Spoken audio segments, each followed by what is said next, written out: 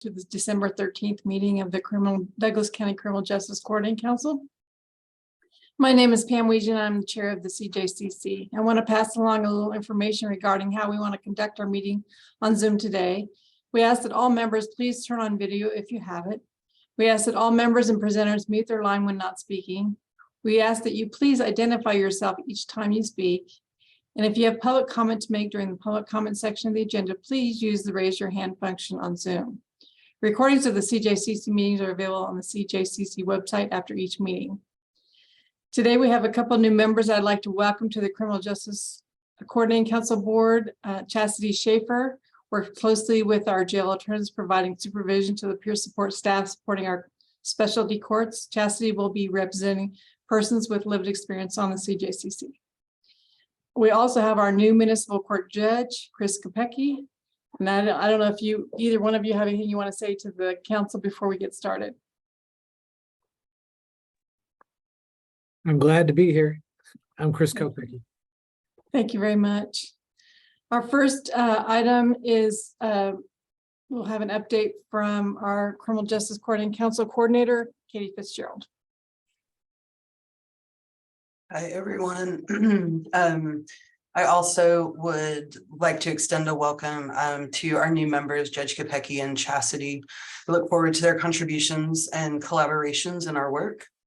I also wanted to share, for those who may have missed the announcement that I sent a couple of weeks ago about our application to join the National Network of Criminal Justice Coordinating Councils, which is an effort supported by the Justice Management Institute.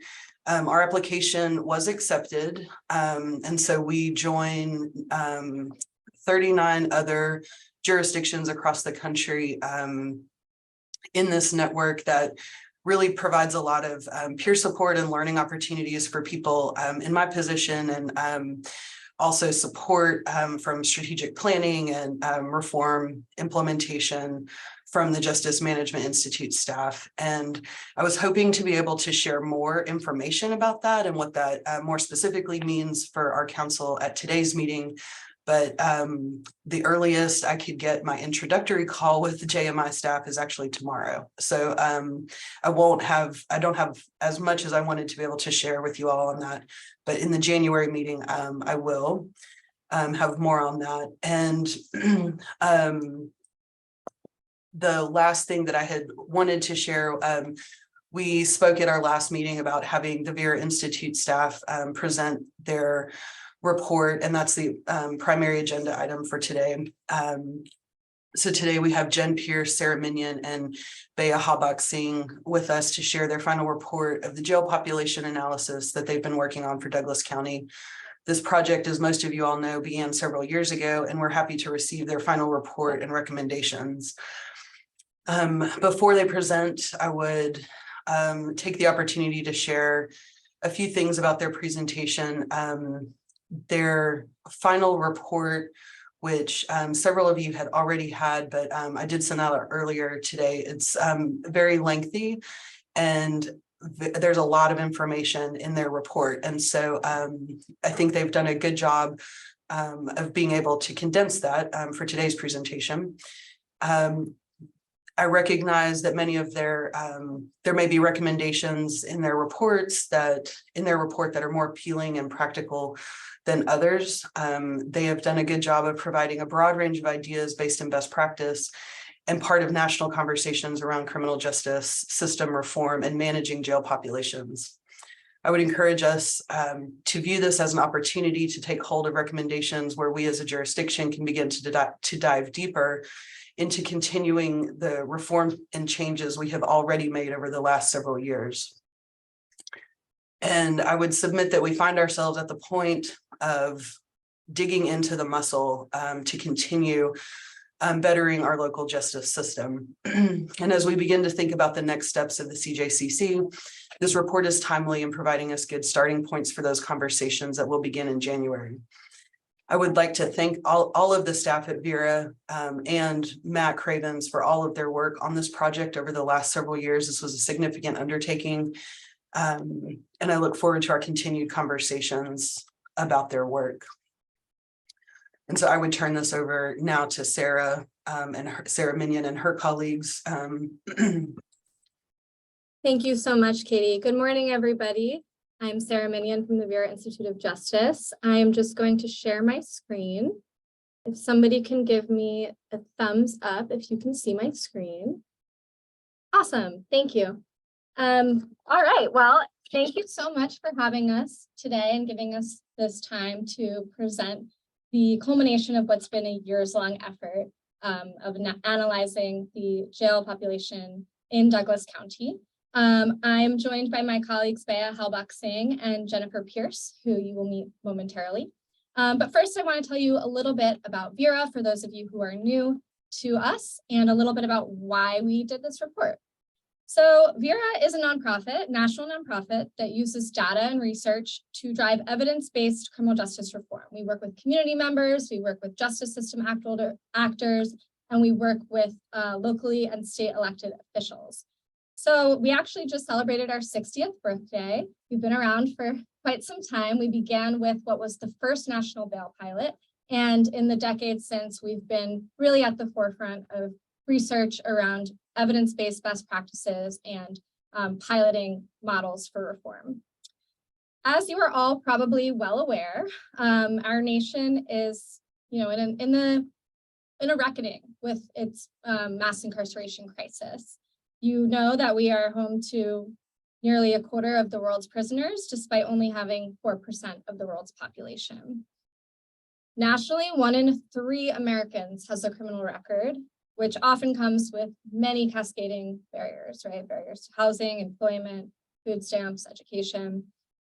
But this has not always been the case, okay? The incarcerated population increased by an estimated 500% just over the past 4 decades. So that scale of change can feel really overwhelming, but on the contrary, I also want us to think about that as a cause for hope. This is not our inevitable destiny as a nation, as individual communities.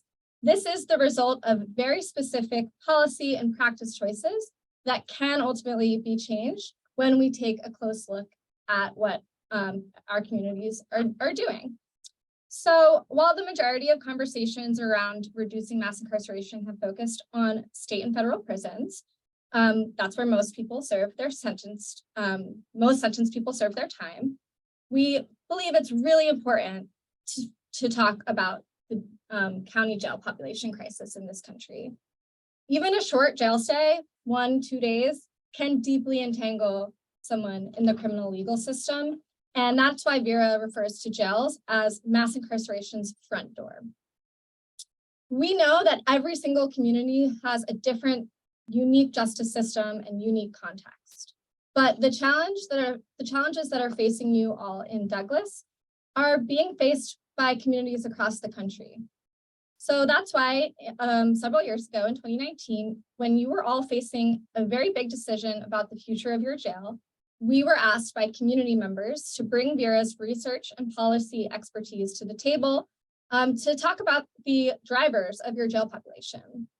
In the years since we were first asked to participate in this report, we've seen Douglas County take tremendous steps forward, investing in really critical community resources like the Treatment Recovery Center, piloting diversion programs. You have a nationally recognized pretrial services program. So as we work with stakeholders in other communities, we are very proud to often share Douglas's work as a resource and a model for other places. And we really look forward to the continued best practices that emerge in your community. Today, we're here to share some of the key findings and recommendations from that jail bookings analysis so that you can focus your resources and attention on the pain points that are still existing in your community. They're still driving bookings, and decide for yourselves as a community what you'd like to prioritize moving forward. So just quickly, a note on what this report is and is not. What this report is not. It's not an evaluation of the performance of government actors or their offices. It's not an assessment of crime trends in Douglas County. It's not a deep dive into the existing positive alternative programs like pretrial services or drug courts, et cetera. It doesn't provide detailed case info and background on individualized bookings. and it does not have a qualitative study of people's experiences moving through the criminal legal system. What this report is a detailed picture of the jail population and its pathways in and out based on jail roster data. It also is a menu of recommendations based on national research and experience that we have working with many jurisdictions across the country for your consideration. They're broad for a reason. They're so that you can take a look and see what sticks for Douglas County. And as Katie said, it's a very long report. And so it's meant to serve as an opportunity for you all in the years moving forward to continue to expand and deepen your programmatic and policy choices. Although the report is limited, we do believe we have enough of a picture for folks to come together today to talk about real opportunities in the community. So again, I just want to acknowledge this is really hard work. You guys have already done tremendous work to reduce your jail population. And so the work moving forward is especially challenging.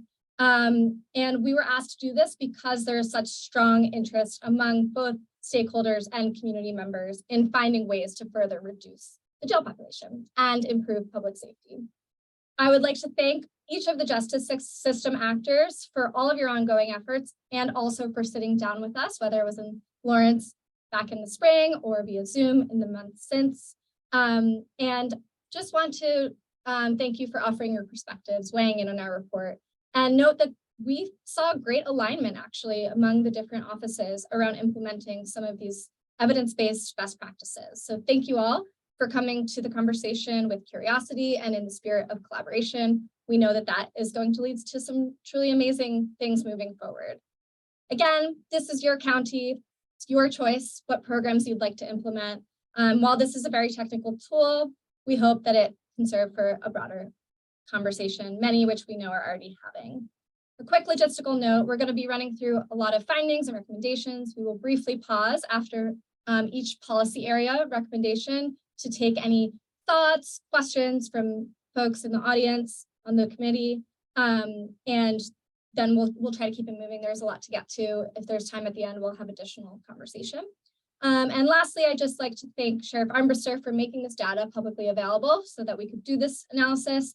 Dr. Cravens for all of your work to support this over the last several years and to ensure that both the CJCC and the community at large has access to as much information about its justice system as possible. And Katie, who has brought such invaluable expertise to this work in your months since beginning. So thank you very much. With that, I will hand it over to Bea.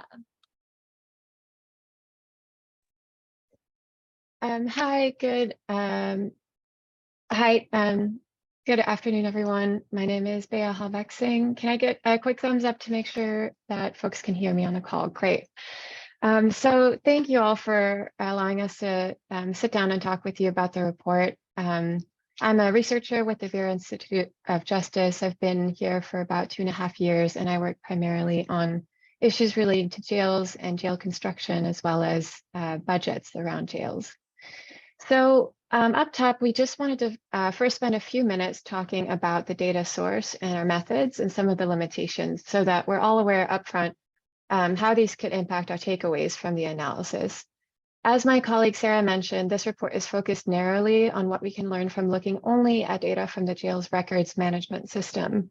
And we know this is a single source of information about the local criminal legal system. It doesn't include other administrative sources such as the police, the courts, probation, pretrial services, etc. And so therefore the analysis that we're able to do with the data is fairly narrow, and the conclusions we might draw from it are also limited in scope. But we are able to draw some insights about what the jail is mainly being used for and what kinds of charges are driving admissions and jail stays, which I'll explain in a few minutes. But we are limited in terms of understanding the specific behaviors and practices that are driving some of those dynamics. Additionally, because we're looking at just this one source of data, this is, as Sarah mentioned, not intended to be a comprehensive assessment of the county's criminal legal system. And while we're aware that the data don't reflect every facet of the system, we hope that the findings we do have can help to inform the conversation and discussions about reforms moving forward. This analysis is based on data about bookings and charges for people who were released from the Douglas County Jail during the 5-year period from January 2017 to December 2021. And we want to highlight that this includes 2 years during which there was a global pandemic, and that led to some very different practices in the jail and in the local criminal legal system, which would of course be reflected in the data. The main things we know are that the average daily jail population declined fairly dramatically during this time, from a peak of around 260 people per day in 2018 to a low of about 130 people by mid-2020. And this is well below the jail's capacity of 186 people. We know that these reductions were due in part to reduced arrests and traffic stops, resulting in fewer people in jail for some of these less serious offenses like misdemeanor theft and traffic charges, as well as for charges like DUI, assault, battery, domestic battery, as well as drug distribution and possession charges. We also know that law enforcement was encouraged to resolve warrants via the courts rather than via arrest where possible. And what that means for the data is that while it does cover a 5-year period, including 3 years before COVID, some of the data may not be representative of what is currently driving jail admissions today. In addition, we know that during the pandemic, the Kansas Department of Corrections was not accepting new transfers of people from jails due to concerns about crowding. People being held for the state DOC make up a relatively small percentage of the jail population, but they do stay in the jail longer than people held on other types of judicial statuses. And we also know they stayed longer during the pandemic period. So this population may have had an impact on the overall lengths of stay during the pandemic period. And finally, just to summarize what kinds of data the analysis includes, it includes demographic information, including age, gender, race, and ethnicity.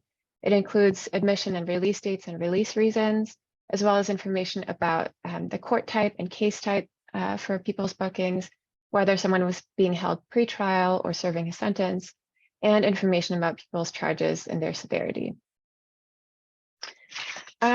So we also want to acknowledge upfront some key limitations about this specific data set.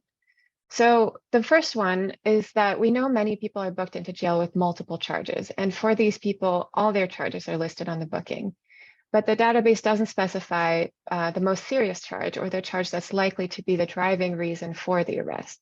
And this matters because an analysis that only looks at the frequency of overall charges without distinguishing between the top charges or the top charge on an individual booking will tend to overemphasize low-level charges that are maybe more common, but less frequently the most serious charge on a booking. So to overcome this limitation, we developed a methodology that uses information about the seriousness of charges from Kansas sentencing guidelines and assigns a ranking to each charge on every booking. So the analysis that you'll see presented in this presentation does present information by top charge, meaning the most severe charge on each individual jail booking. A second limitation I want to raise is that the originating charge is not available in the jail management system. So by originating charge, we're talking about a situation where someone has a prior arrest on some sort of criminal or civil charge, like theft, for example, and now they're rearrested for some sort of administrative reason relating back to that original offense rather than a new criminal charge. So that could be a violation of supervision conditions, for example, or a missed court hearing. Our general approach to dealing with these types of charges was that if the administrative charge was accompanied by a new criminal or civil charge on the booking, we assumed that the new criminal or civil charge was the most serious charge. However, if the administrative charge was the only type of charge listed on the booking, we considered that charge to be driving the arrest. And finally, a third limitation is that the pretrial label may be inaccurate in a very small number of municipal court cases because charges originating from municipal court are initially logged as pretrial by jail staff and sometimes are not later updated in the system, even if people are serving time under some sort of sentence. Jail staff have indicated to us that this is likely a small number and that data practices have improved in recent years. So finally, last sort of prep slide before diving into some of the findings, we wanted to define these 3 concepts that you'll see throughout the analysis and the report. This is jail admissions, length of stay, and bed days. So Admissions and length of stay are two fundamental factors that help to explain the size of the jail population, where jail admissions refers to the number of individual bookings into jail or the number of times that people were admitted to jail, whereas the length of stay refers to the amount of time that someone may spend in jail, generally measured in days. So the jail population over time, of course, is going to be influenced both by how many times people are admitted to jail and how long they stay. And typically there are some charges that generate many admissions to jail, but people don't spend a long time for those types of charges. However, they still can take up a large amount of law enforcement resources to book people in and out of jail, and represent an opportunity to reduce the jail for these sort of administrative or civil matters and less serious charges. And then there are also charges that may generate fewer admissions but lead to longer lengths of stay, or some charges that generate many admissions and long lengths of stay. So it's important to look at all these metrics together to understand really what's driving the jail population. And a good metric that sort of combines these two concepts of admissions and length of stay is bed days, which is essentially the number of admissions multiplied by the number of days in jail across the entire population. So more on that in a couple of slides. So first, we wanted to look a little bit at the makeup of the jail population, given that we had this demographic information in the data set. So we looked at some of the demographic data and compared it to resident population statistics from the census. And using that, we can see that many Douglas County residents have had some sort of interaction with the local jail. In fact, if you're looking just at working age residents, so that's people with a Douglas County address in the data set, excluding the college age population, some of whom may not be permanent residents, about 12% of men aged 25 to 54 were booked into the jail between 2017 and 2021. And almost 6% of women that age were booked into the jail. There are also stark racial disparities in terms of this jail exposure, with almost 1/3 of Douglas area Black men and 1/6 of Hispanic or Latino men admitted to jail. Additionally, we wanted to point out that women are increasingly facing incarceration in this community. The women's incarceration rate tripled from 2000 to 2019 in Douglas County. And in the data, women accounted for about 27% of jail admissions during this period of analysis. And we want to highlight that this is a national trend as well. And in Douglas County, as is the case in many other places, most women are admitted for low-level nonviolent charges or administrative charges. And women who are incarcerated generally have very low incomes, which makes them less likely to be able to afford bail. In addition, we also know that many women are primary caregivers to children, so the incarceration of women can contribute to the separation of families and therefore has broader impacts on the community. And many of the recommendations later in the report, if implemented, would of course also have an impact on women's incarceration. And because we know that many women in jail have a history of trauma and mental illness, we also know they would benefit from behavioral care services and other non-carceral approaches. The jail is primarily holding people in their prime working age. So that's between the ages of about 25 to 54. And the reason we highlight this is because we know that even a few days in jail can cause people to lose their jobs and create barriers to employment and full economic participation, limiting people's mobility, ability to drive with driver's license revocation, et cetera. And generally the fact that so many people in jail are working age just raises questions about how incarceration may be related to other local economic outcomes. Finally, we just want to highlight that people that, between the ages of 18 to 24 made up almost a quarter of admissions, and of jail admissions, that is. And we know that Lawrence is home to a lot of students, but we also know we can't say everyone in this group is a student. However, we do know most people in this group were arrested for low-level or nonviolent charges, especially DUI and failure to appear. So I wanted to start first by stating some of the high-level findings from the report. I'm going to leave a lot unsaid, and then we'll go a little deeper into each of them and also talk through some of the implications for policy and practice changes as a result of each finding. And as Sarah mentioned, we'll pause after each of those policy discussions for questions and comments. So one high level note is that these findings, again, are not unusual and reflect many of the same issues that communities across the country are facing, with almost 3,000 jails across the US, many of which have seen dramatic increases in jail populations over the last several decades. And so I think we can move on, Sarah, to the next slide. So the first finding to highlight is that while there are some serious charges leading to jail admissions and longer jail stays in the data, most of the jail bookings that we saw are for minor and nonviolent charges, and that includes charges related to substance use, supervision violations, any property crimes that are likely to be related to precarity, including theft and trespass, as well as behaviors that may be related to mental illness, such as resisting or obstructing arrest. Overall, about 84% of admissions were due to nonviolent top charges, and about 27% were due to nonviolent misdemeanors. We also saw that administrative charges are a big driver of jail admissions and length of stay. So failure to appear was the single most common top charge in the data set, and we'll dive into this in a minute. It's probably not a surprise to many of you. This refers to a situation where someone is booked into jail because they missed a court hearing for something pertaining to their case, resulting in a warrant being put out for their arrest. We call this a failure to appear, or FTA.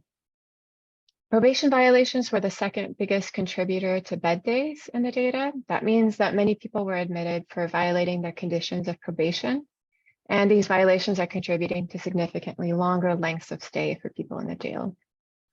And thirdly, the data points to this increasing use of remands in recent years. Remand can be used by judges to send people to jail. And while we don't know very much about this, we'll talk a little bit more about it later in the presentation. The third finding was that DUI and domestic violence are prominent contributors to the local jail population. So DUIs were the third most common top charge, driving admissions, and domestic violence charges made up the majority of overall admissions for violent charges. This isn't hugely surprising because we know that both of these charges have mandatory arrest provisions in Kansas law, but it does point to two areas where there are probably opportunities to address some of the underlying causes via non-carceral solutions. The fourth finding was that many people are having to post money bond to secure their release for a failure to appear. And this may reflect a belief that people who fail to appear in court are a public safety risk. And it could also reflect that people are missing court for other reasons. And that's something we can't necessarily tell from the data, the reason for missing court. So we'll talk more about this again in the next few slides. The fifth finding was that municipal court charges overall make up a significant portion of admissions.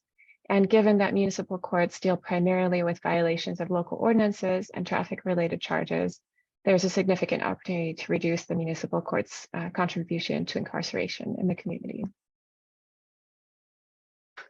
So if you've looked at the report, you may have noticed that it focuses primarily on people held pre-trial, but I wanted to start with a broad overview of the top kinds of charges that are contributing to the overall jail population via both admissions on the left, that's the number of people booked into jail, and bed days on the right, which is more of a reflection of lengths of stay. And as I already mentioned, failure to appear was the single most common top charge driving jail admissions, accounting for almost per 1 in 5 jail admissions. And because so many people were admitted with an FTA as a top charge, it was also the second biggest driver of jail bed days, even though most people admitted for this charge had a relatively short jail stay. Driving under the influence accounts for about 14% of admissions, but and domestic battery alone accounts for about 10%.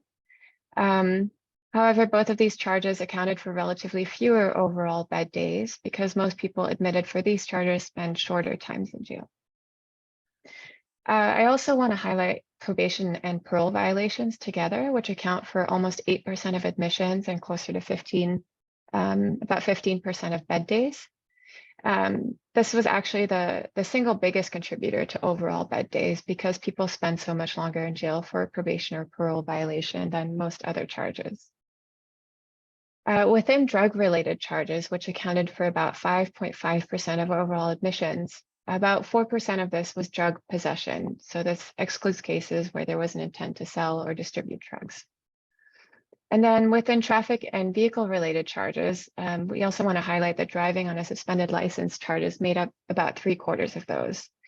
So it's sort of unclear what accounts for this, but we know we think it's likely a combination to the partially due to the high number of DUIs in the community. And we also know from other counties in Kansas that many license suspensions are due to unpaid fines and court fees. And so the impact is basically that people are facing jail time for their inability to pay fines and fees. And this makes it more difficult for them to face, to meet probation conditions they may have or to get where they need to go. And then finally, the last thing to highlight on this slide, you probably noticed that the other violent category is also a strong contributor to bed days here. This category includes serious violent offenses outside of domestic violence and other assault and battery charges. So this includes things like aggravated robbery, murder, and kidnapping, for example. And as you can see, these make up quite a small number of admissions, less than 1%, but a significant portion of bed days. And this is what you would expect to see. But seeing charges like probation and FTAs accounting for a high number of bed days is sort of less intuitive. So digging in a little bit into FTAs, again, this refers to a situation where an individual is booked into jail as a result of a warrant related to a missed court hearing in their case. So it was the single most common reason for arrest we saw in the data, accounting for about just over a fifth of overall admissions and closer to a quarter of pretrial jail admissions. And just keep in mind that this reflects booking where an FTA was the top charge, meaning it was not accompanied by new criminal charges. An even greater percentage of bookings, just over 30%, had an FTA listed on the booking, even if it wasn't the top charge.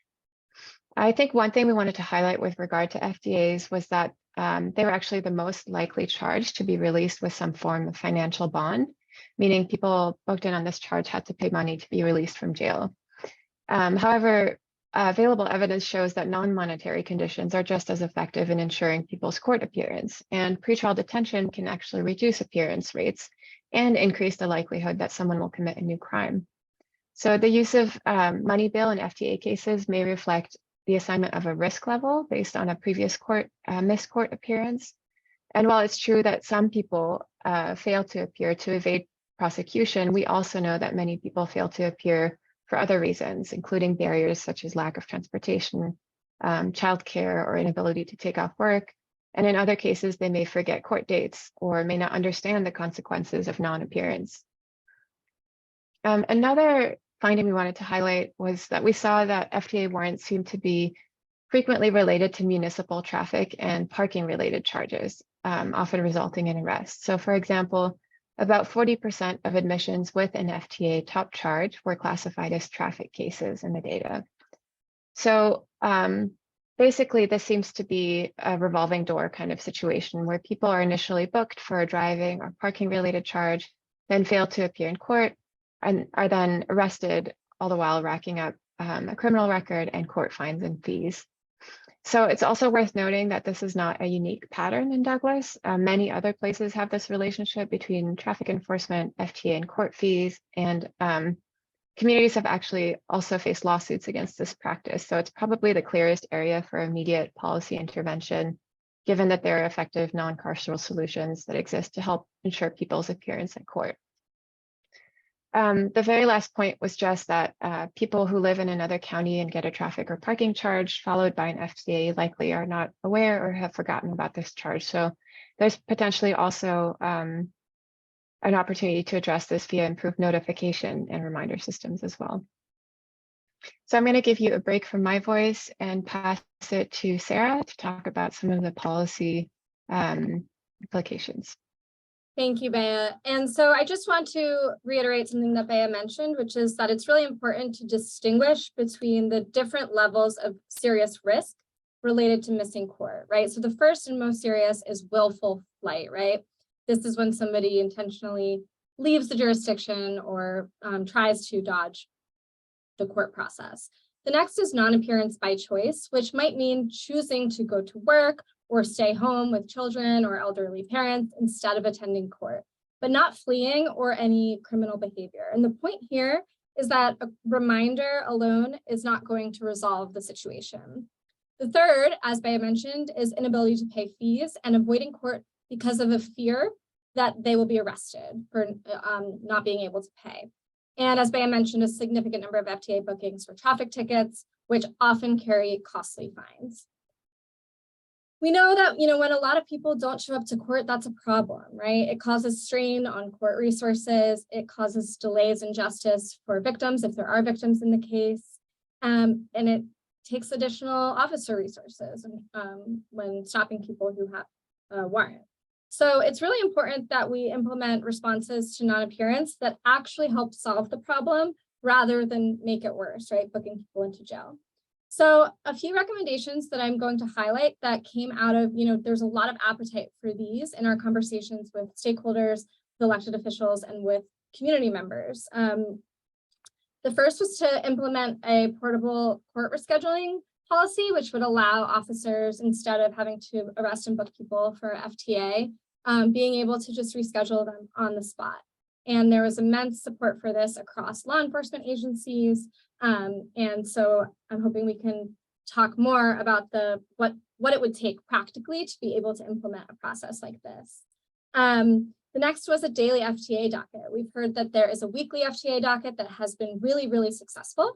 And so finding ways to make this more frequent, expanding the hours so that other folks can benefit from this program. Something that I think goes hand in hand with the portable court rescheduling is the issue of continuances or notices to appear in lieu of warrants, so that officers can then, and in addition, the Self-Help Resource Center, which we know is already being established, which is great. So folks can, whoever has that touch point with folks moving through the court system, can just help them get situated, get their court date rescheduled, know when they need to come in, what they need to do, rather than take them to be arrested and booked. Again, eliminate court fines and fees. This is a major driver of non-appearance. And you will see, providing adequate defense counsel across most of our recommendations. It's really exciting what you guys have done with Kansas Holistic Defenders and continuing to expand access to counsel for individuals, especially indigent individuals in your community. So with that, I wanted to take a moment to ask if there are any thoughts or questions about what it would take to implement any of these policies in your community. And then we'll move on to the next finding. Sarah, it might be easier to stop sharing briefly if we want to do that. Sure.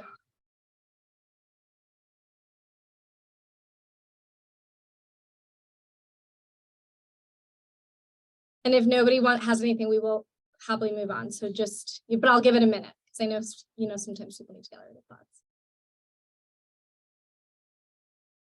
I see Doris is raising your hand. Pam, do you want to facilitate the discussion? Keep an eye on who's raising their hand. Thanks. Go ahead, Doris. Thank you. Thanks, Sarah, for that presentation. But I have a concern over those fees and fines for parking. So when the pandemic started in 2019, 2022, and for example, if I work downtown and, I was getting all of these parking tickets racked up, right? And so now I have over $2,000 worth of parking fees. Why wouldn't they just say during that pandemic when those folks were working downtown were really losing money here, why wouldn't they just forgive those? And that way some of your numbers will go down.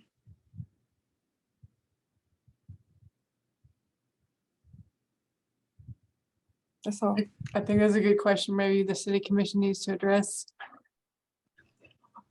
Thank you.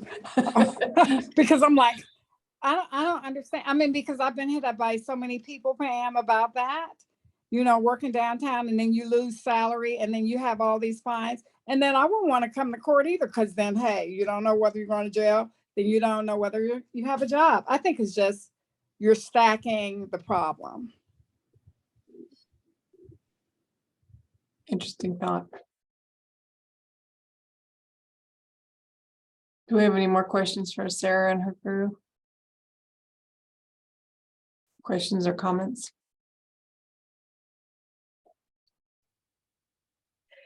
This is Shannon Reed, Douglas County Commissioner. Thanks for letting me join you all today on behalf of the commission. I've been excited about this presentation. I'm just curious, I'm rereading the sort of executive summary that you provided and talking about the FTAs accounting for 12% of bed days. And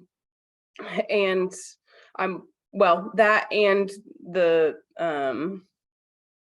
sorry, I lost my train of thought because that slide isn't up anymore, but I guess I'm just curious. You talked about how most of the failure to appears were then being issued cash bonds, not all of them, but most of them. Can you shed any light on the examples of when there wasn't a cash bond and if there was any trends in, if an OR bond, I like the policy recommendations of having even better alternatives to avoid booking in the jail at all, but just curious to understand what the alternative to cash bond looked like, if it was from certain courts or certain charges.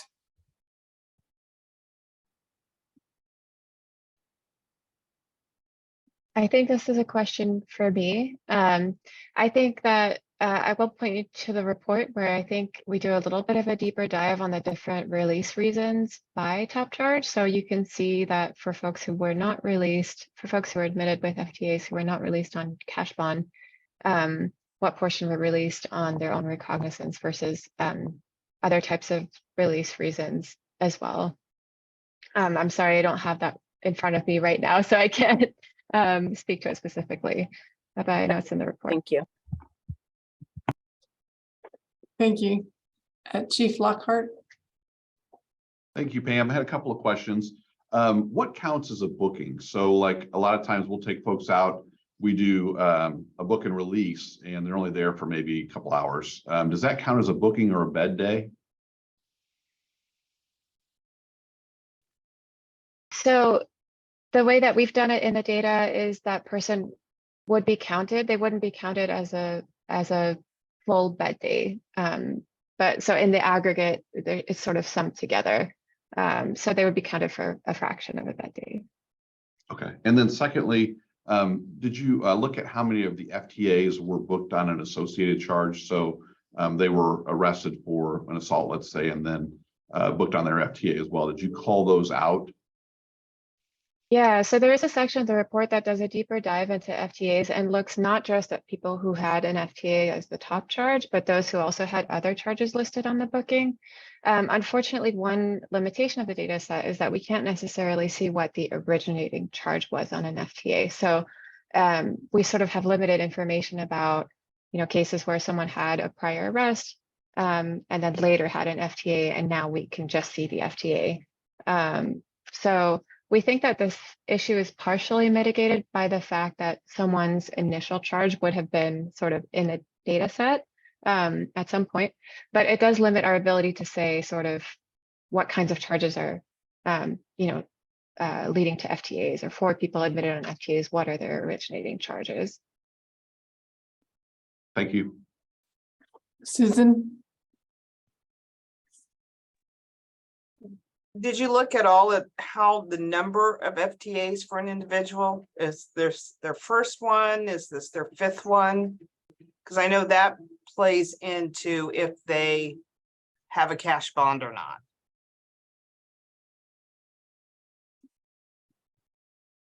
Yeah, I think we didn't do a deep dive into people who had multiple FTAs specifically. We did look at people who were booked into the jail multiple times, and we know that FTAs factored in those bookings. So that's probably an area for deeper analysis, but it's not something we looked at to that level of detail. Susan, do you have other questions or comments? Bob? Yeah, when Chief Lockhart raised that question a minute ago, I was curious, Dr. Cravens, if we track at all book and release as a ratio or percentage of jail bookings. I think that would be interesting moving forward to know about. And I'm also curious because as the TRC comes online and we look at whether law enforcement are bringing more people to the TRC, what our baseline would be for comparison. So I guess my question is for Dr. Cravens, if the book and release as a percentage is something we currently track.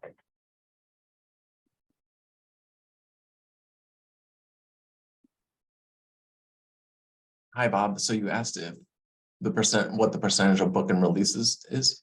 No, I asked if that was something we track. So that do we have the ability to answer the question that the chief raised at the moment, whether book and release is separate or as a percentage of total bookings? Does that question make sense?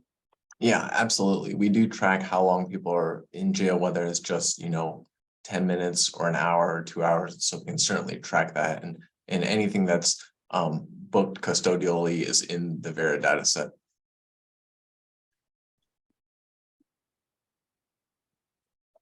Any more questions, Bob? No. I Suzanne? just wanted to add on that one Oh. point about timing, just that it is possible to look at the data set just for basically people who stay less than 24 hours or whatever number of hours you want to set versus those who don't. And looking at a particular charge category or a particular population, sometimes comparing who is released quickly versus who ends up staying can give you some indications as to what might be the difference there, whether it could be factors related to criminal history, which we don't have in our data set, or something around bond, et cetera. Suzanne? Excuse me, just a couple of points. The executive summary in the report as well indicates or references the FTAs as charges. I want to clarify, make sure it's clear that these are not charges filed by the DA's office. We don't file those charges. The prior administration didn't file them either as far as we can go back. These are administrative in nature. I think that's been pointed out, but the report does say charge, which indicates that we're filing that and we're not. The second point I would make is to Susan's point, which is that oftentimes with the failure to appear, we were requesting even on PV violations, notices to appear before you even ask for warrants. I mean, you need to look at the seriousness of what the individual is being charged with or why they haven't appeared. We try to take a holistic approach to all of this. And there is sort of, I believe, the way we approach it in our community is basically a step process, right? Where we do try to get people to come voluntarily. We do get them to try to show up. But at some point you have to hold folks accountable and get them in front of the court so that they can do their court business. So I think that when you're looking strictly at the failure to appear, without looking at anything else, including public safety, which is something that I wanted to make a point on as well, that is our priority in terms of how we go about looking at whether an individual, should remain on a high bond, low bond, or whatever in any situation. That I think it's pretty simplistic in how it's been looked at and how it's been sort of studied, if that makes sense. I'll just add, we will be going into more detail around bail setting practices and around public safety considerations. So I appreciate you bringing that up. And as you said, it is really important that we get folks to appear and to be accountable.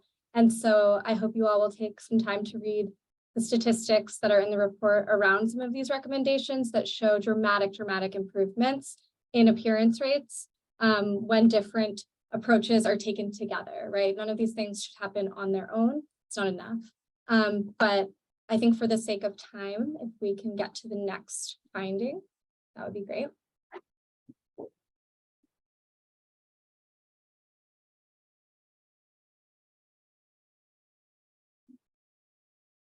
Thank you, Sarah. So I'm going to spend a short time on this just for the sake of time. As Sarah mentioned, I won't sort of talk through all the details here, but just to say, DUI was a major driver of jail admissions. It was the third most common top charge overall, as well as for pretrial admissions.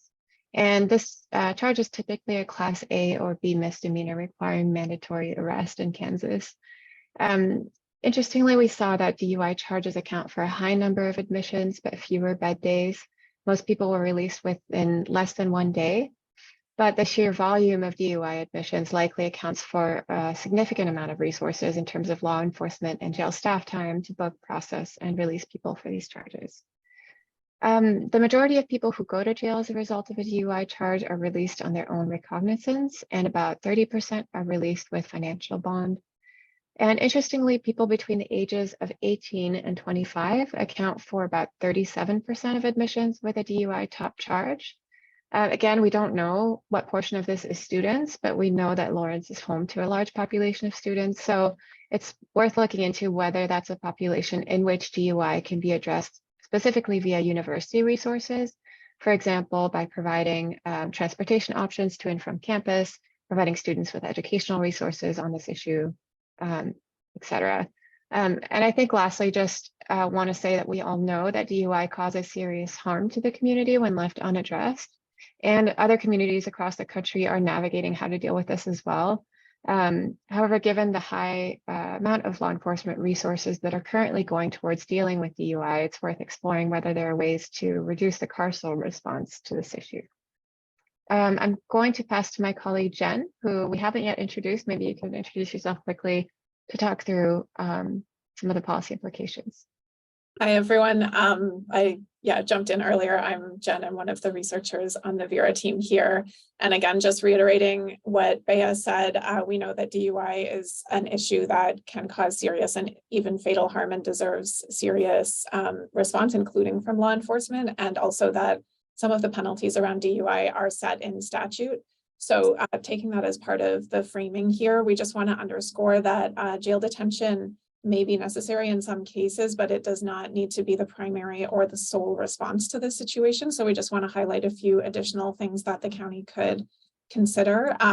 We know that you have a treatment and recovery center getting set up. And so a question would be if there is opportunity within that or within another resource in the community to have kind of a sobering center as a immediate place that people could go to get them off the road as needed, especially for first offenses. Potentially also resources through the self-help center for navigating the consequences of a DUI charge or conviction. Potential transit options generally and some specific for students, and then also making available safe driving training as an option to help people address some of the underlying reasons that might be contributing to the situation. So do people have thoughts or questions on this issue? Bob, you want to jump in? Yeah, I just wanted to, as you were talking about DUIs, I think it's important that DUIs are a symptom of an issue, and the issue in Douglas County is binge drinking. And our statistics, for binge drinking, you turn to public health, but it's not just because it's a college town. The age-adjusted binge drinking rate in Douglas County is higher than the rest of the state. It's something that we've identified as a public health issue through the community health plan. And from a prevention perspective, I think one of the questions we need to be asking ourselves is how serious can the community take that issue and figure out how we get upstream all the way from what we're doing with our policies and procedures related to youth. I know it's been a big priority of the Douglas County, Engaged Douglas County Coalition.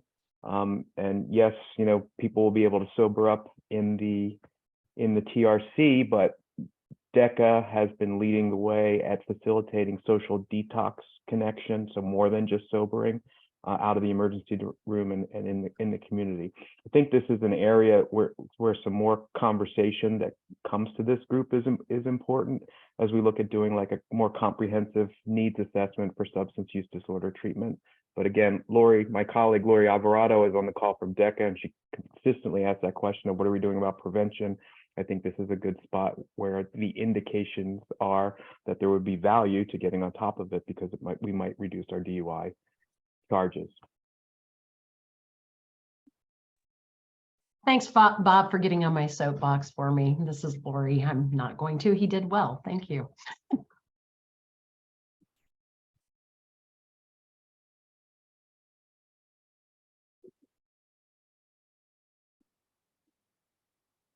So if there are no further comments or questions on DUI, please stop me if there are.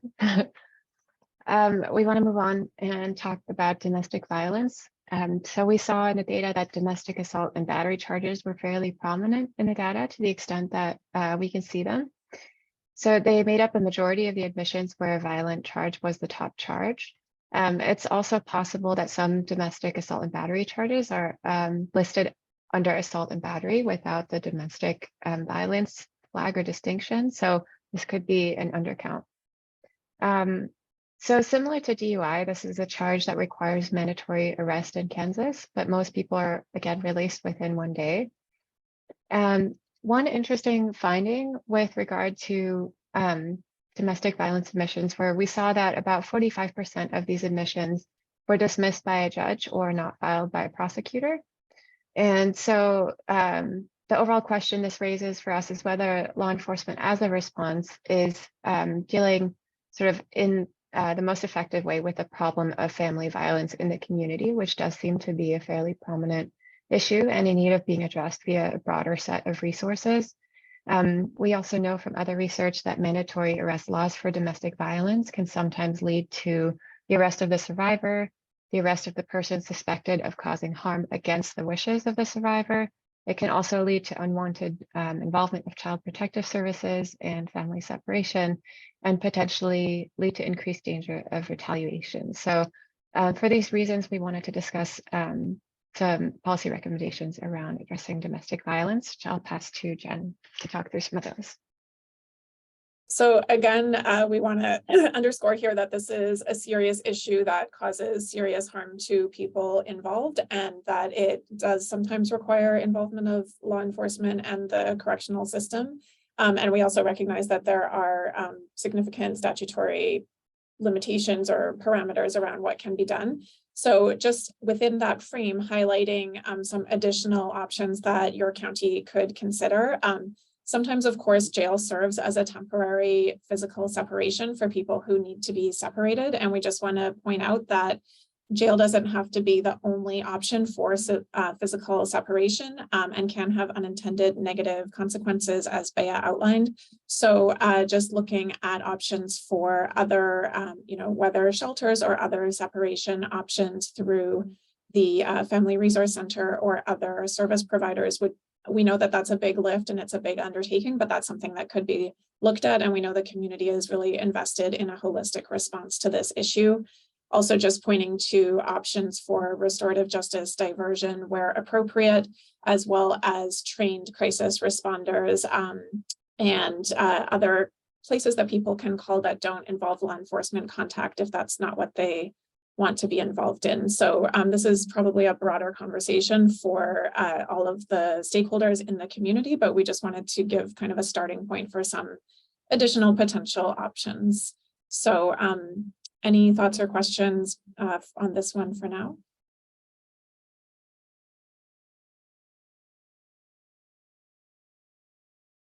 I think you're muted. I think I was muted. Sorry. Josh, you want to start? Oh, thank you. And so with respect to something that you had just mentioned about unwanted involvement of child protective services in stemming from domestic violence incidents, that's something where, maybe the parties involved in the incident wouldn't want Department for Children and Families involved, but as a public safety issue, if there's domestic violence happening in the presence of children, whether that intervention is wanted or not, in many instances that we see here, it's a necessary thing. And then we talk about, perpetuating the cycle of violence. Many of the adult people that we see coming through the system here had rough childhoods where they saw these things happening in their presence. So whether that involvement or that intervention is wanted or not, it's proven to be a very necessary thing in the cases that we see come through here.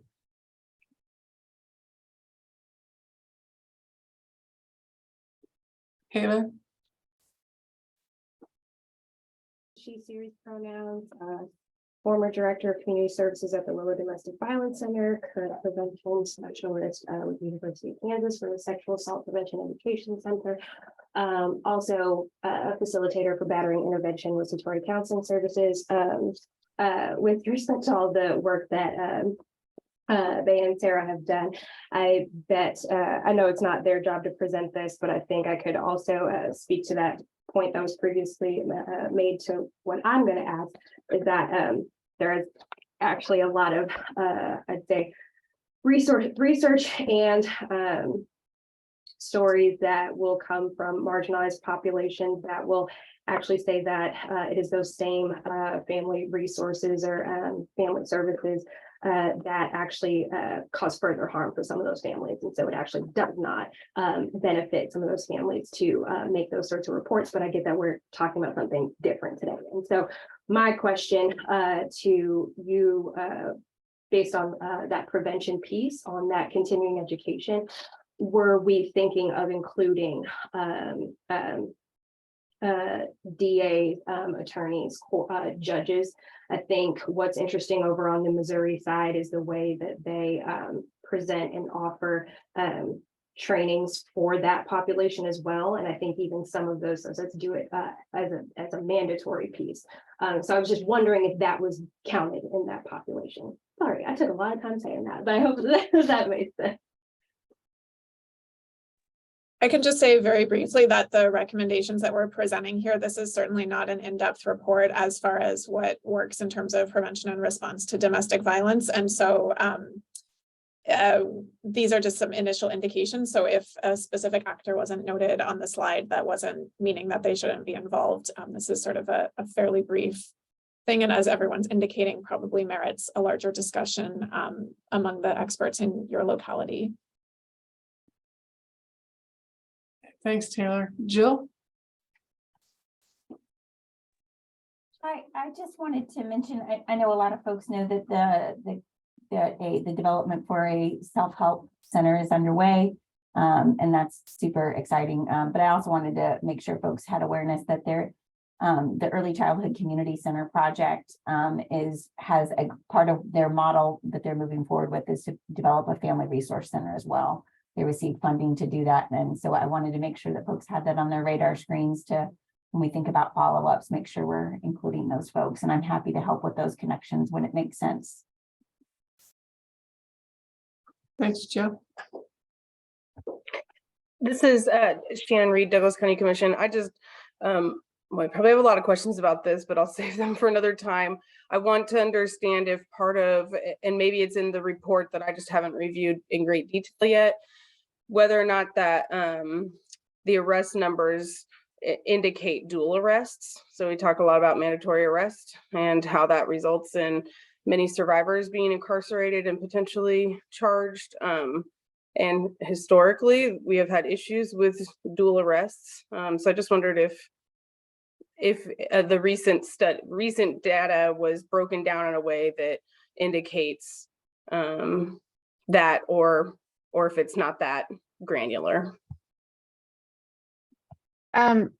Just a couple things. One is the data that we're looking at looks specifically at jail bookings, so people booked into jail with charges among them maybe domestic violence. This is different from what you might get from arrest. That would be a different data set.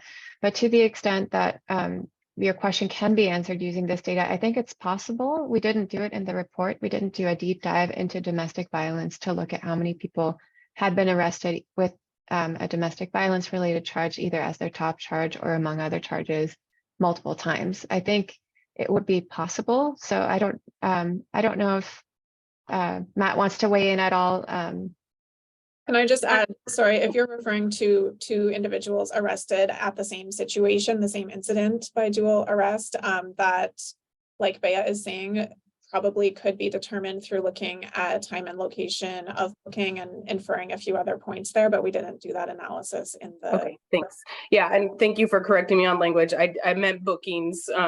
You know, we commonly use the phrase dual arrest, and I work in domestic violence advocacy also. So I just wanted to know if that was discussed in this, and just to put a point on that question, and to Taylor's point, and in response to Deputy DA Seiden's points, that dual arrest in particular and dual booking is exactly the sort of situation that contributes to families experiencing significant escalation in harm and separation, because if both parents are arrested and children are removed from the home, that's significant fallout. And that is not an appropriate assessment of a primary aggressor and a survivor in a domestic violence situation. So I do think that that's something, the numbers are pretty alarming in our community. And we see them in our homeless needs reports also, that many people experience the increased amount of women experiencing homelessness, and knowing that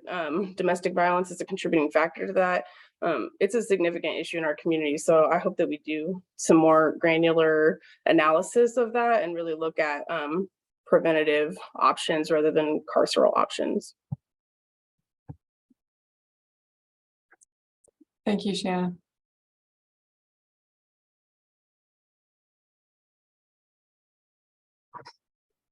All right, so I just wanted to flag real quick, we're taking a look at time. We don't, we're aware that, you know, we want to be respectful of everyone's time here, and we probably have more slides than time allows. So we're probably gonna just be very brief on these next few slides. And I think what we're gonna do is skip the discussion, sort of following the findings, and hopefully have at least a few minutes for some overall discussion once we get through the remaining slides. So bear with us for a few more minutes. So the slide on probation violations, I'll just spend a couple minutes talking about. For folks who are not as familiar, in Kansas, people can be ordered to serve a period of probation. It's intended as an alternative to incarceration in many cases. Sometimes it's subsequent to serving a sentence. And while on probation, people typically have to meet a range of conditions, such as regular meetings with a supervision officer, home visits, having a job, not leaving the state, and payment of fines, fees, and restitution, as well as submitting to regular alcohol and drug testing. And our research from other places has shown that probation conditions are often extremely onerous and difficult for people to meet, especially people who are lower income, many of whom are overrepresented in jail populations. So for example, restrictions on people's mobility, including driver's license suspension, and the need to take time off work to go to court regularly for drug testing, et cetera. These can be a barrier to employment on top of the stigma that's associated with prior incarceration. And people often have challenges with childcare and transportation that make it even more difficult to meet some of these supervision requirements. One limitation in the data is that we don't have information about the type of probation violation that occurred. And our general approach was that, again, unless the violation was accompanied by a new charge on the booking, we interpreted these violations to be administrative in nature and to be driving the arrest. What we can say from the data is that probation violations alone were the second biggest contributor to bed days. Given that this is intended as an alternative to incarceration, it's notable that probation violations are actually a major driver of admissions and bed days. And that likely speaks to the difficulties that people likely have meeting some of these requirements. We also know that in Kansas, jail time can be used as a penalty for non-compliance with conditions of probation supervision. So Kansas law allows a judge to impose an intermediate sanction of 2 or 3 consecutive days with a total not to exceed 18 days, except for certain offenses for which a 60-day penalty can be imposed. So overall, the question that we have is whether probation as it's being used is really serving as a viable alternative to incarceration as intended. And in some cases, whether it may be exacerbating the criminalization of poverty to the extent that there's sort of a relationship with inability to pay supervision fees. I'll pass it to Jen to briefly talk through some policy points. Yeah, so this is, again, we know that this is a big topic and that there's a huge variation in the background factors that might be influencing the choices around what conditions are imposed on a particular case. And again, we don't have that degree of detail here, but we made a few points. And like we've said before, this pattern of probation driving jail incarceration is common across the country, and some things that we've seen work elsewhere from research and other counties' experiences is a big investment in expanding access to defense counsel, as well as to peer services to help people navigate their choices and options and understand what the implications are of potential decisions they might be making, including potentially pleading to a probation sentence when it may be possible for the case to be dismissed, as an example. We also were told by municipal court actors that the practice in Douglas sometimes is that if someone can't pay probation fines and fees, the bail is set at that amount. And so we want to underscore here that there is an option here not to continue that practice and to waive the fees instead, so that people's financial burden is not putting them back into detention.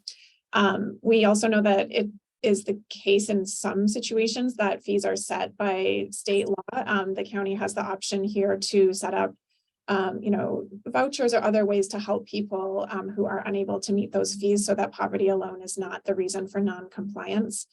And then we want to highlight that there is the option also for the court actors, including probation judges, defense attorneys, and prosecuting attorneys, to come to agreements about early termination and goal-based completion. So giving people positive incentives to remain in compliance. There's a pretty strong example that's discussed in the report from Allegheny County, Pennsylvania. And also to reduce or prohibit the use of a return to jail as a penalty for non-compliance. We know that the idea here is that returning to jail motivates people to remain in compliance with conditions, but the research just doesn't back up that that works. So looking for other ways to help compliance is really the pathway that we want to recommend here. So we're going to move through the findings on a couple other topics, and we can come back to this at the end.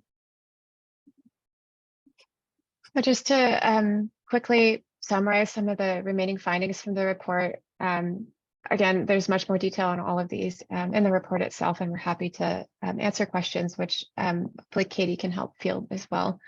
But so just to talk a little bit about drug possession, which was the 7th most common reason for admission to the jail. Among all admissions for drug-related charges, drug possession made up almost 3/4, and the remainder were other drug-related charges that include manufacturing or possession with intent to sell or distribute. We wanted to highlight that by far the most common drug charge, about 50%, was possession of an opiate, opium, narcotic, or stimulant, which is a level 4 drug felony in Kansas, and that most of the remaining drug charges were level A or B misdemeanors, and that included possession of a hallucinogenic drug, possession of marijuana, possession of drug paraphernalia charges, and possession of a stimulant or depressant. I think just the last main point, which is not too surprising, was that drug possession is a stronger driver of jail admissions than drug distribution charges, but distribution leads to longer jail stays, as expected. We can skip this slide, right, Jen, or are we going through some of it? Yeah, I'll just say generally the idea here in our recommendations is to, we know that Douglas is already a leader in harm reduction, and to really expand and strengthen the options for people to access services in the community and be able to do so without contact with the law enforcement and court system. So we have a few examples here. I'll touch briefly on this just to say that we saw remands was something that had seen the use of remand increased in the data from 2017 to 2021 in district court as well, but particularly in Lawrence Municipal Court. As I mentioned before, this is used by judges to send people to jail, and historically something was reserved for more severe offenses where the person was deemed to be a public safety risk. So I think given the limitations of the data, we found it difficult to assess how it's being used because we can't see the originating charge or the specifics of the case. Often remand is the only charge listed on the booking. So we just wanted to note that this was abnormal and we wouldn't expect to see this. So it's sort of an area for further inquiry analysis as to whether there may be opportunities to reduce its use. With regard to financial bond, about 1/3 of pretrial admissions in the data set were released with some form of financial bond. And this includes cash, surety, or credit card bond. For folks who may not be familiar, a cash bond means the person has to pay the entire amount of bond in order to be released. With a surety bond, the person typically has to pay at least 10% of the bond plus fees to a bail bond company. And with credit card bond, the person is able to pay the bond amount using a credit card. So unfortunately, we're fairly limited as to what we can say about bond because we don't know, for example, how long it took people to pay bond, who paid it, or who's getting stuck in jail simply due to an inability to pay. But what we do know is that money bail doesn't improve appearance rates, according to research. And given the detrimental consequences of even spending a few days in jail, including job loss, child services involvement, loss of housing, it's worth examining the circumstances in which people who are actually eligible for pretrial release are being denied that. We know that Matt has started to dive into some of these questions around bail and pretrial release in his ongoing work.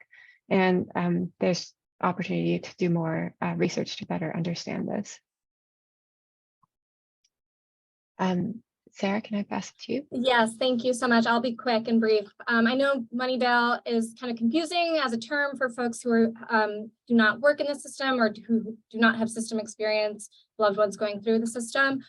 So very quickly, I just want to talk a little bit about what is bail. Bail is originally supposed to be a form of securing freedom while awaiting trial. And the United States Supreme Court has found that excessive bail amounts that in effect force pretrial detention should be a very carefully used last resort. And that preventative detention could be used to prevent harm, but only in cases where no other combination of conditions or factors could adequately do so.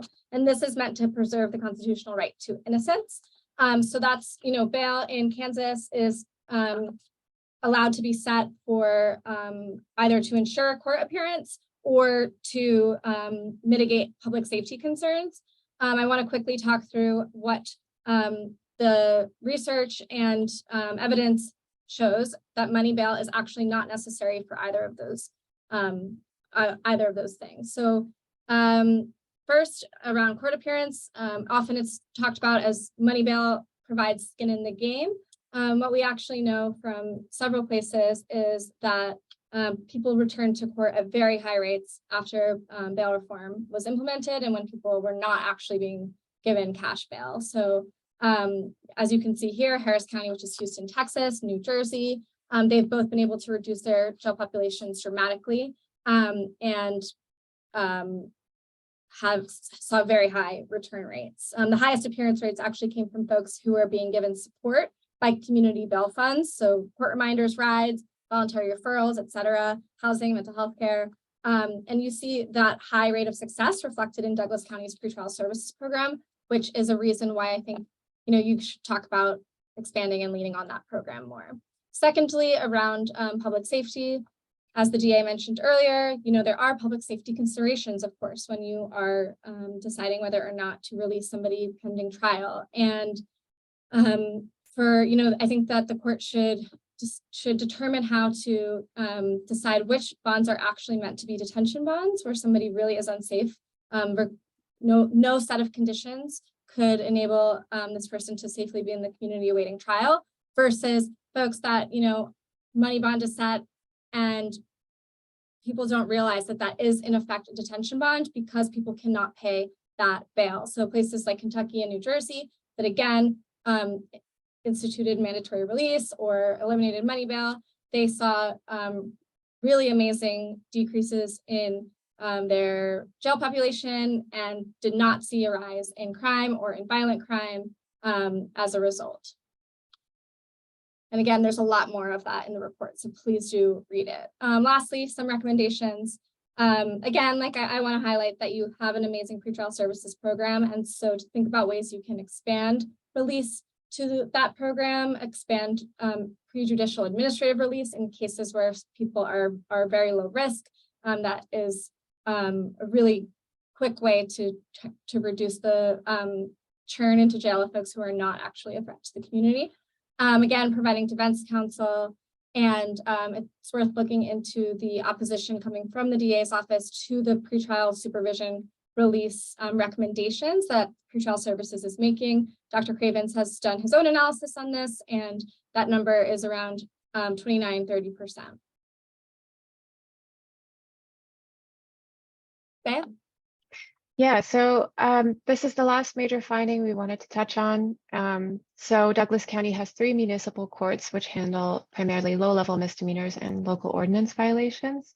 Lawrence Court is the main one, but there are also Eudora and Baldwin courts.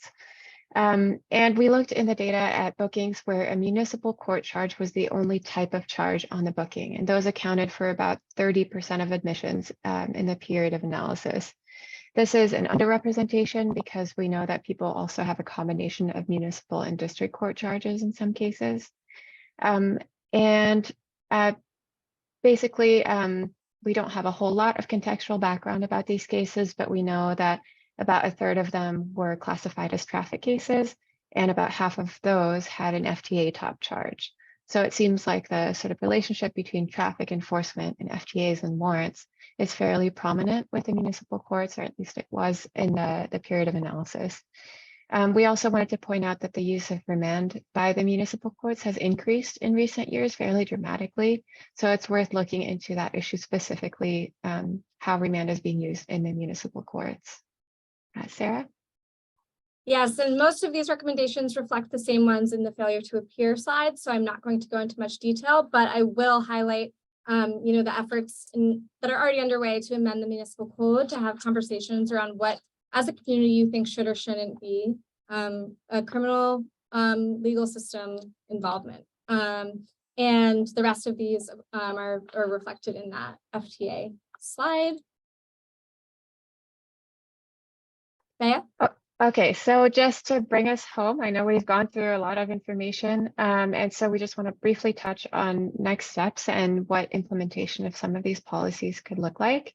So throughout the course of our work doing this research, we have talked to many people in government who obviously have firsthand experience of many of these issues.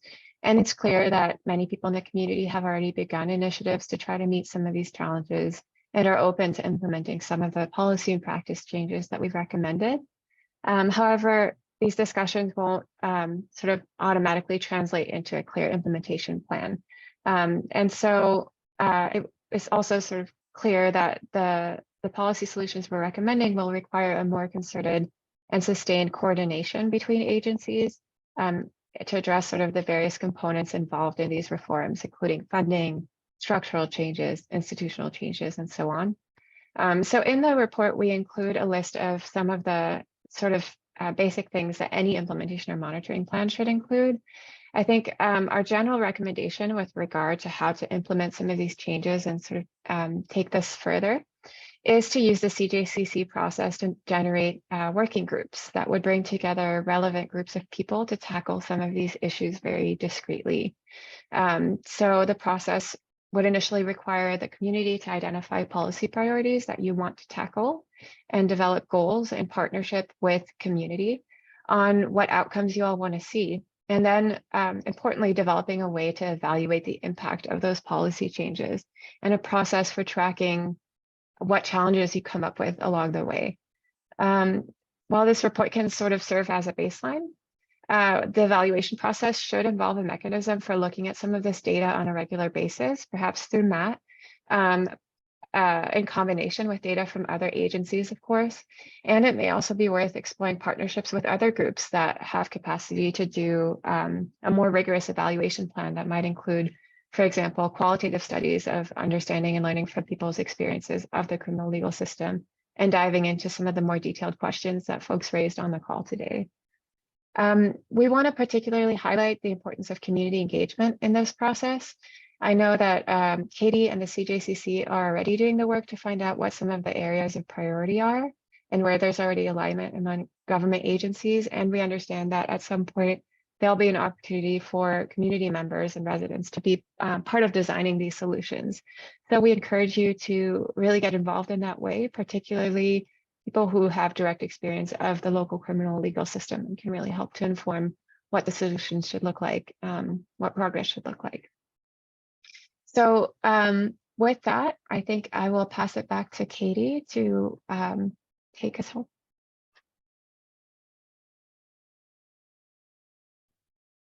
Thank you, guys. I really appreciate all of the work in the report and in this presentation. I know we are very short on time. I'm not sure. Pam, I kind of want to toss it back to you to see where we go from here. We're at the end of our time block, but I'm sure there's also more discussion. I'm not Yeah, sure I how- just want to make sure there's no other members present today that have questions or comments for Vera. You know, the only thing I would say, Pam, is that, you know, particularly because we are close on time, I do think these are recommendations that staff and CJCC will continue to dig into over the next couple months. And, you know, as we start 2023, you know, I'm hopeful that CJCC members will have time to review the report thoroughly and really come back to this group with thoughts on how we take this work into the future. That sounds great. So we want to provide an opportunity for some public comment. I know there are probably some folks on the phone that are doing the Zoom that we want to see if they have any questions for Vera before we close today. Yeah, so Sam has a question and I'm going to allow them to talk. Okay. Hi, y'all. Go ahead, Sam. This is Sam Allison Natali. I'm the executive director of Kansas Holistic Defenders. I'm going to send these comments to Ms. Fitzgerald, but I did want to weigh in on three sort of major patterns in the data that I think we can shed some light on from our experience handling misdemeanors this year. One, essentially what I'm looking for is low-hanging fruit, right? Misdemeanors only make up a portion of this, but if we can make quick improvements, we should. And I think that there's three areas where we can. The first is DUIs.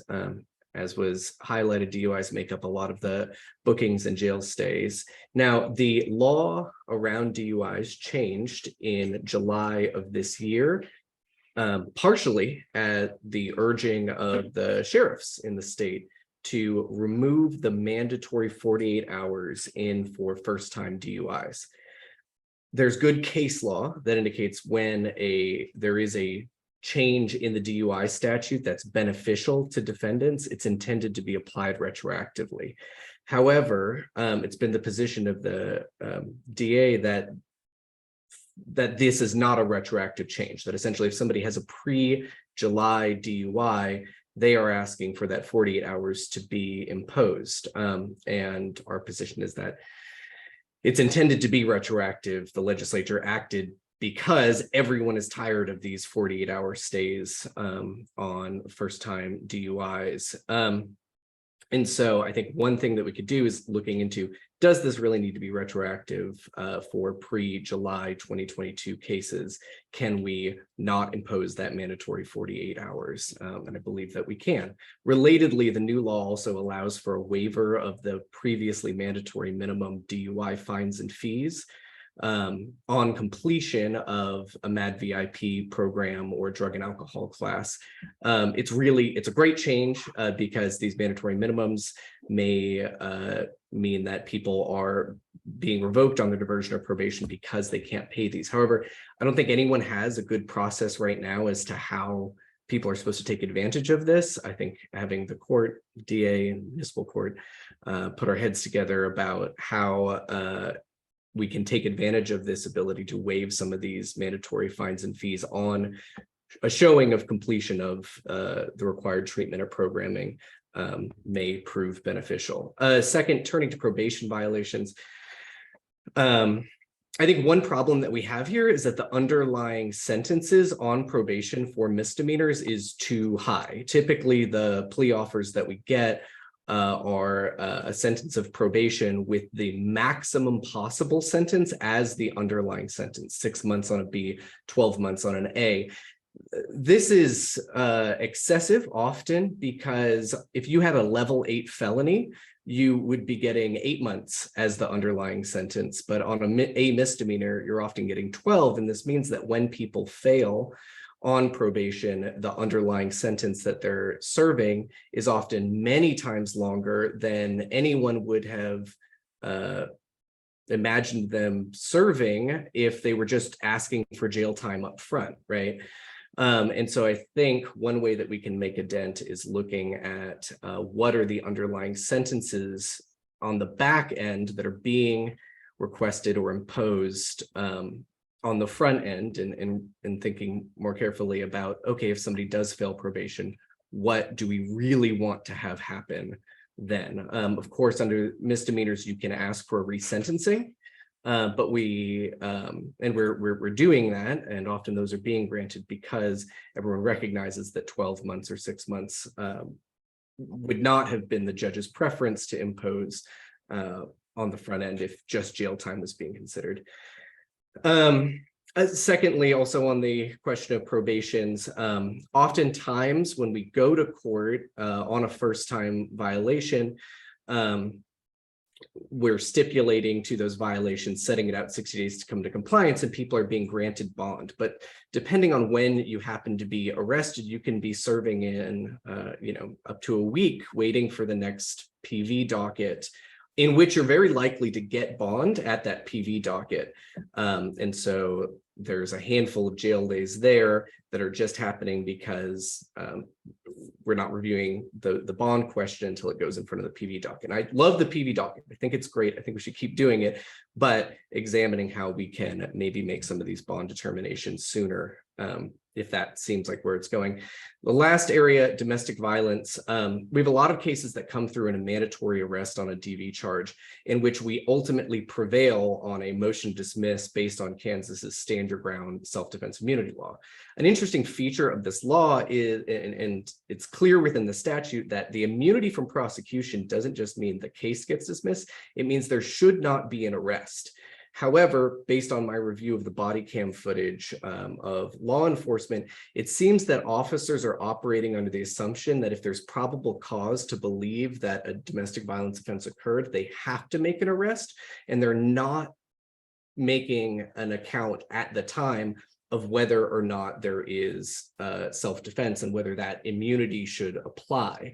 I see a lot of cases in which the officers seem to be apologetic. Like, I understand that, that you've been put in a situation here, right? I understand that you probably have a good self-defense, or this other person was in fact the aggressor, but I have to arrest you. I don't believe under the statute that they do. And I know that there are jurisdictions in which officers do take into account self-defense before when they're making an analysis as to whether there's a mandatory arrest situation here. I think that's something we could look into here. Again, I'll submit these to Katie, and I know we're short on time, but that's just our 2 cents from seeing a good amount of these misdemeanors in the last year. And thank you so much for the support and everyone's work here today. Thanks, Sam. Josh? Just real briefly with response to Mr. Allison Natale's comments. One of the things that was touched upon was the importance of effective defense counsel, and that was one of the big selling points for the holistic defenders. So if Mr. Allison Natale is, advising his clients to accept these unreasonable sentences as he's put out, or these unreasonable plea agreements, that may be something the effectiveness of the holistic defenders may need to be revisited, because he's kind of saying that he's not effectively representing his clients as he's getting them into these unconscionable plea agreements. Thank you, Josh. Do we have any more questions or comments? Yes, we have. Okay. We have a couple of more. Okay, great. Gonna allow Joanna to speak.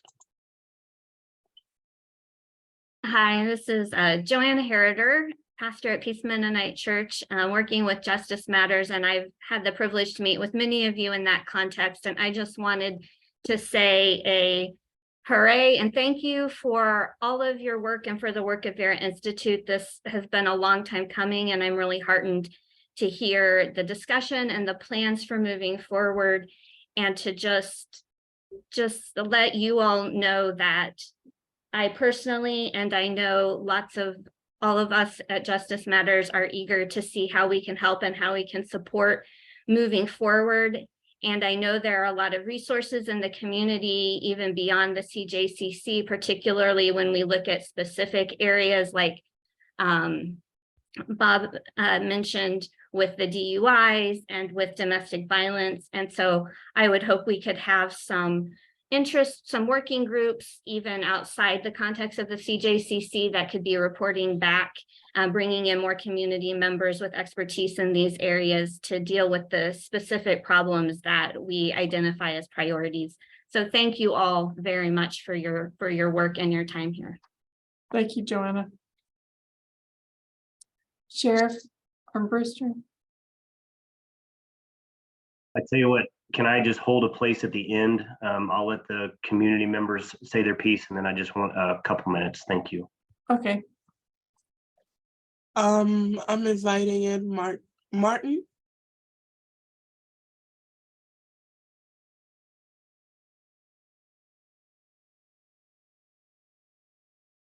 Okay, thank you. I had to unmute. My name is Martin DuBois.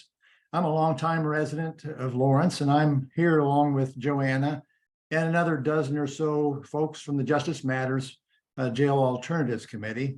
We represent a lot of the local faith communities and neighborhoods, and we're thrilled to see that the Vera Institute team is reporting on their extensive, comprehensive analysis. And thank you for allowing them to make this presentation. Justice Matters has been behind this multi-year study every step of the way, because we feel our community is hungry for change.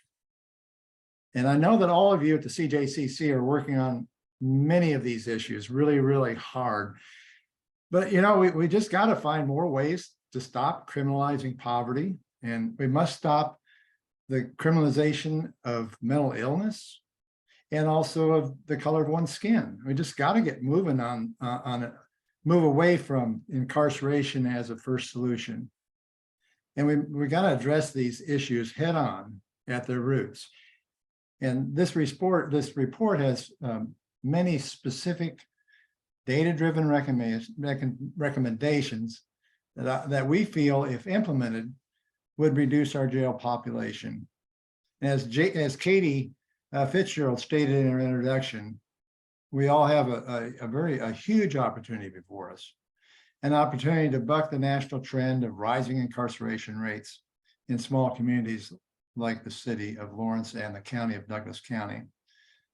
So I hope that the CJCC and Justice Matters and others interested parties can make the most of this potentially historic moment that we have before us in Douglas County. And thank you so much to all the CJCC for all the work that you've done over the last couple of years, and let's keep moving. Thank you, Martin. Mm-hmm. All right, the last person is Gail. All right.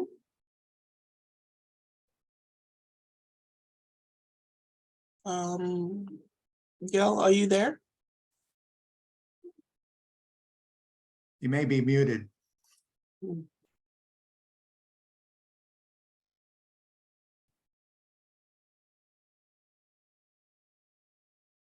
Gail, can you unmute? There you go. I've tried to, okay, can you hear me now? Yes. Yes. Yeah, I don't want this to be an ad for a telephone.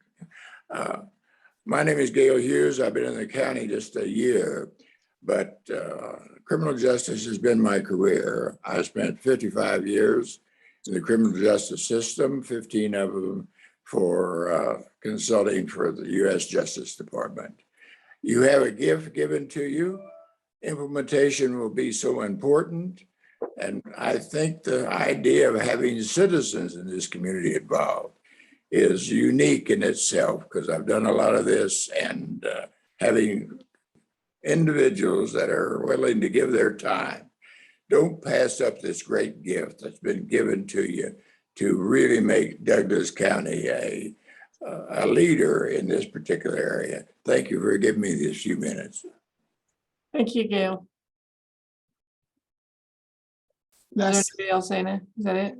yeah, no, that's it. I don't have anybody else in the attendance section. All right, Jay, did you want to make a few comments? Yeah, thank you. I'm sorry. I would normally just punt on what I have to say till the next meeting, but frankly, I need you all to hear this story. I'm going to tell a story about a woman who is in our jail right this very second. Her name is Thelma. She's a 76-year-old woman who is in jail for nothing more than having dementia or some sort of a severe mental illness. So I'm going to just kind of read you a quick story and a timeline. as I go through this. So she was in March of 22 this year. She was in her home over in Northwest Lawrence of many years, and her neighbor started noticing some mental decline. She was just doing some very weird things, but then eventually she actually became quite aggressive towards them, believing that they had stolen or was poisoning her. Move into August, and she is actually evicted from her home. She lives by herself, has no family. She's evicted from this home, but she continues to return to this home, believing full well that this is her home, and that she can go right back there. To the point where even APS tried to get some guardianship stuff due to her mental health. Nothing worked out. Move a couple days later, after her eviction, she returns and breaks into the house, which she is then arrested for trespassing. We are allowed to release her from jail, and our jail staff's like, this it's 179 degrees outside. This lady has no place to go, no car, no money. We can't just turn her loose, and a mental, an SMI.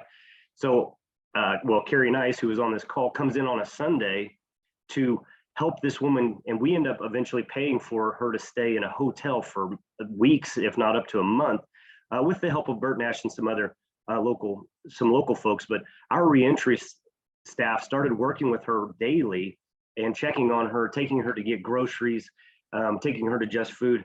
But they would come back a couple days later and she'd given all of her food away, telling them, I'm going home tomorrow. I don't need all of this stuff. So now we move into October. She actually returns to the home again, calls a locksmith to come because she tells him she's locked her keys in her house.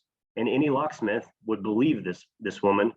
But fortunately, she was not able to get back in the home. 2 days later, she comes back to the house again and actually removes window screens and enters the house. She's arrested again. November, she calls Kennedy Glass and says, I've locked my keys. Can you guys open one of my windows? And they do it for her and they allow her in, which is, I don't blame these folks at all. And PD is called again. And unfortunately, they have no other choice but to arrest her once again. So on November 21st, she was arrested. Now, I also need to point out on November 21st, when she was arrested, she now had some failure to appear warrants because she was supposed to go get a competency evaluation and she did not. So since November 21st, she has been in our jail. And so she went to court shortly after being arrested. Court remanded her to custody until she can get to a bed in Osawatomie, the state hospital. And I'll get a little deeper into, I don't want to give my personal opinions. I want to just stick to the story and let you all hear this, but this is ongoing as you and I are speaking. She is in our jail. I cannot stress this enough. And she believes that tomorrow morning, we're going to come open the door and she's going to go straight back home to that home. So she goes to court, she's sitting in jail, waiting for a bed at Osawatomie. We find out yesterday that Osawatomie has not received paperwork. So she's been in jail for 21 days and not having received any paperwork. So therefore she was not on the list to get a bed. Her defense counsel has rectified this. She is now on the list. That takes females anywhere from 10 to 14 days on average. So we're going to hold on to her for another probably 2 weeks before she goes to the hospital.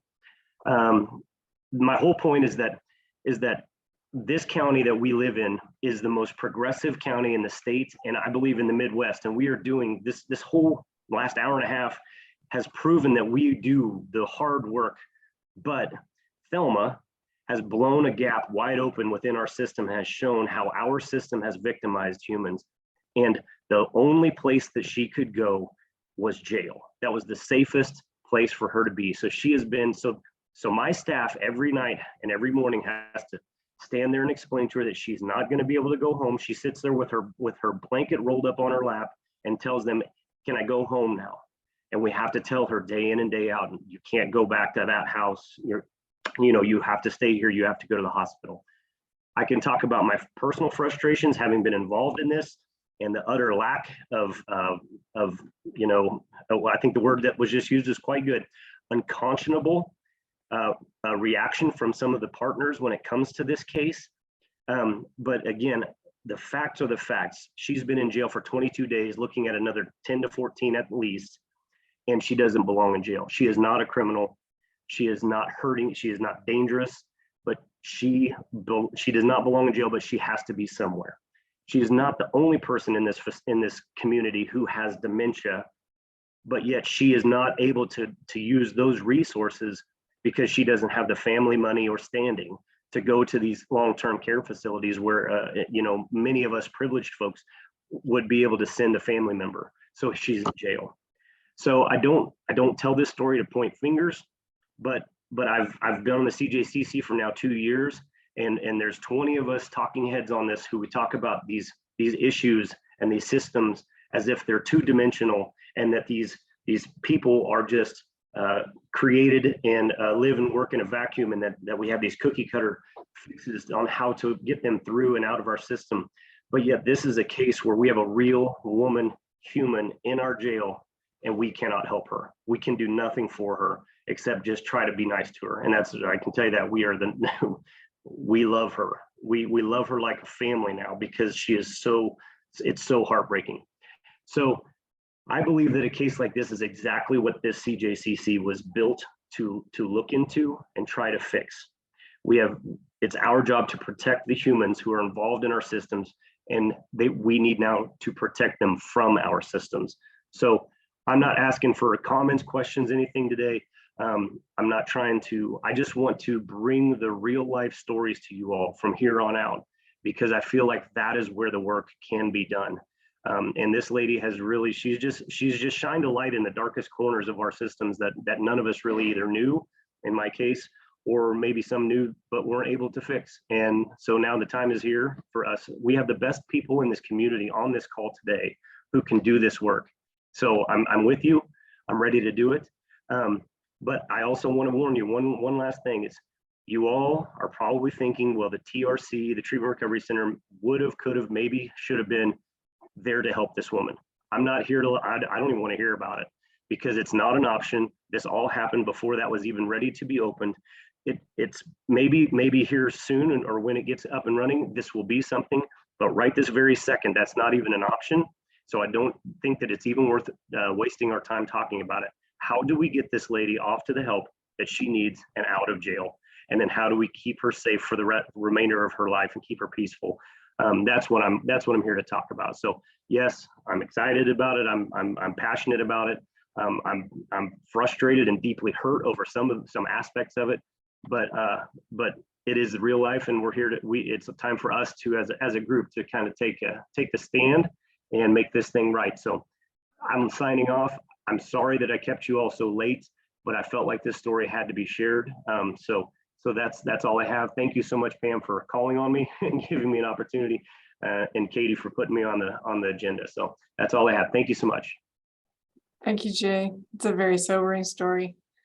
I want to thank Vera again for participating with us today. This was really interesting and give us direction for the future. Do we have any other comments or questions today before we close? Seeing none, I'm going to adjourn the meeting today. Our next meeting, the CJCC, is January 10th. Thank you all for coming.